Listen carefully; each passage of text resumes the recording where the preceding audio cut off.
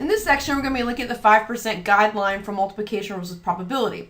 Now, this is a particularly useful rule when we're looking at doing multiple events. So far, we've looked at anywhere from 3 to 5 events. We haven't gotten any larger than that. However, this is not always the size of the events that you are sampling. So we're going to look at the problem exercise number 28 on page 167. And here we can see that we're going to be looking at 40 separate events. We're doing 40 samplings out of this population of 1,027 adults. So the problem we are given here is we want to know the probability that each of these individuals chooses some form of flirting besides email.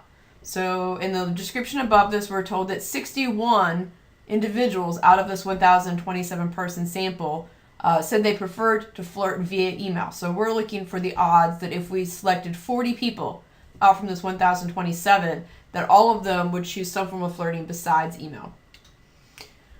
Now, this is sampling without replacement, which would mean it is a dependent probability problem. So, from the approach we've looked at so far, we would have to do 40 different probability formula, adjusting each one for the preceding event. And that would indeed take a very long time. Perhaps not forever, but it might feel like it by the time you're done with it. However, there's an additional step we can add in to our multiplication of probability decision flowchart that lets us get a faster solution. Here, you can see I've added in to the flowchart an additional step where if A and B are dependent, then the next question we ask is the sample size 5% or less of the overall population? If the answer to that is yes, then we can actually use the multiplication rule for if they are independent events. So the idea here is the fact that the population size is sufficiently large and the sample size is sufficiently small that we can work with the easier rule of multiplication if treating them as if they were independent events. So, does this apply to our problem? Yes or no?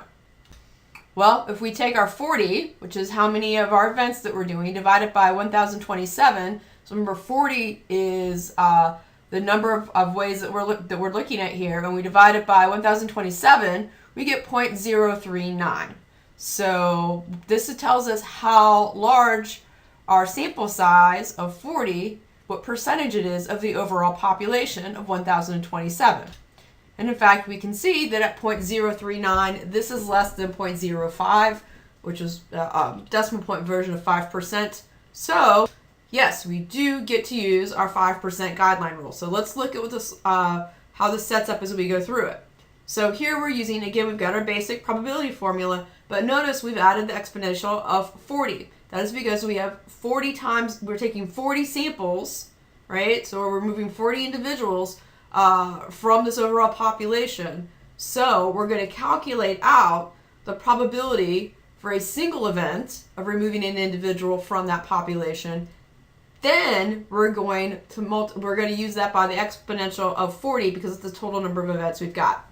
So as you can see further down, I've tried to write this out for you in more general language just to kind of help you connect multiplication that we're doing, the formula layout, with the description above. So what we're really looking at here is the number of ways we can select a person who chooses some form of flirting besides email divided by the total number of people surveyed, and then the exponential of 40.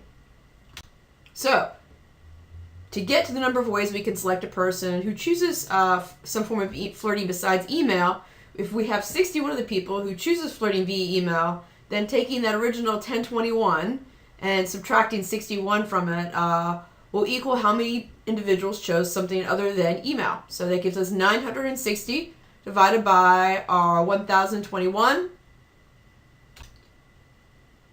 which gives us 0.9402545, the exponential of 40, which with our rounding rule gives us 0.0851. So, when you're looking at a problem, one of the steps you need to solve as you go through and back and look at that flow chart is if you are looking at dependent events such as sampling without replacement, but the sample size is 5% or less than the overall population, you can still go back and use the multiplication rule probability treating the events as if they were in fact independent.